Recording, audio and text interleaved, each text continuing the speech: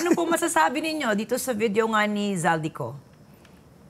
Yung sinabi ni Zaldico niya, nagulat ako kasi nung una, if you recall, lahat po ng statements ko, ang sinasabi ko, si Speaker Martin Romualdez, imbestigahan ninyo. Huwag naman yung nangyari, si Gutesa nagsalita, siya na yung iniimbestigahan.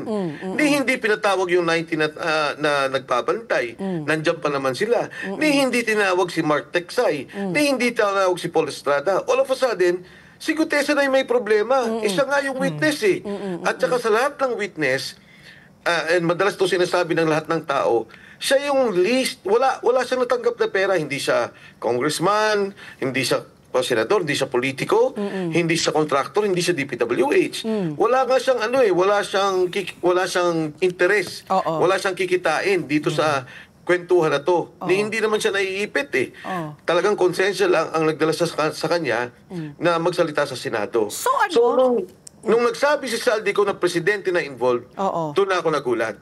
And ako, maniniwala, well, of course, the president has to defend himself, paliwanag niya yan.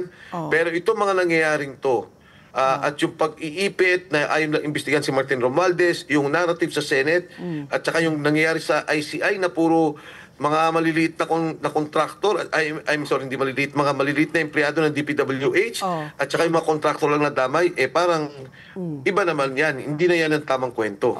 So Kong Mike, ito, you mean to say si Gutesa, itong kalat ng pahayag niya, what is he asking for in exchange? At the very least, at least the security of his family. Is that something that you can provide him with? Or he's really out of your hands? Nung lumapit siya sa iyo, he must have also felt something na why he came to you, no? Ano yung, was there a third party? Kilala mo ba siya from before? Sino nag-introduce siya sa iyo? At saka, yun na nga, no? Anong kapalit? Whether monetary or at least his security man lang. Pati yung nagpakilala sa akin yan, is a friend from UP. Hindi politiko, walang political involvement, walang alam sa lahat.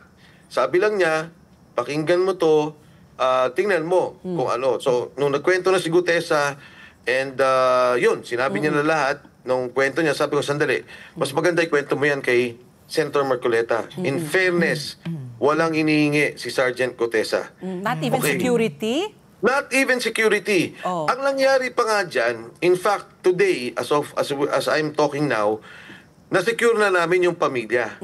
Kasi nung una, hawak nila si Gutesa. So, ang feeling ko, safe, di ba? Protected nila. Pagkatapos, yung mga kaklase, yung mga kamista, yung mga kamista ni Gutesa, tumutulong naman, nagbabantay sa pamilya ni Gutesa. Ngayon, nung nagsalita na si Zaldico na totoo yung sinasabi ni Gutesa, then una pala yung recantation, yun na nag-worry na ako. Sabi ko pinasabi ko sa pamilya na magtago na sila. Ang pamilya ayaw naman. Kasi ang worry siguro nila, baka pag nawala din sila, may mangyari kay Gutesa. In the case of Gutesa, ayaw din naman siguro niyang, gusto niya, nalolocate niya yung pamilya niya. Alam niya kasi, takot din siya may mangyari sa pamilya niya. Pero lumabas si Zaldico, sabi ko, pakisabi, wag na. Magtago na sila, parating na lang kay Gutesa in one way or the other na safe na yung family. Kasi mahirap na ho yung sitwasyon eh. Sabi nga nung family, masyado nang dumami yung pumapaikot.